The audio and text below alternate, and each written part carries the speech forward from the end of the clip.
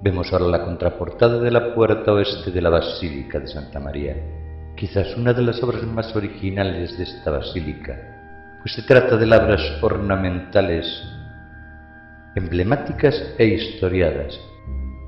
Estos bajorrelieves de importancia suma para la historia del arte popular. Es único entre los que se conserva en Galicia y tiene por lo tanto doble valor a nuestros ojos.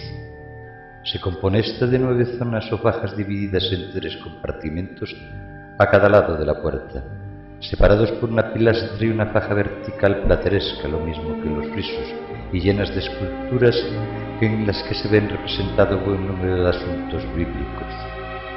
Estas tallas de Cornelius de Landa y de Juan Noble vemos ahora las del lado de la epístola, bajo un doselete venerado la figura de San Pedro. A continuación describiremos algunas de estas tallas.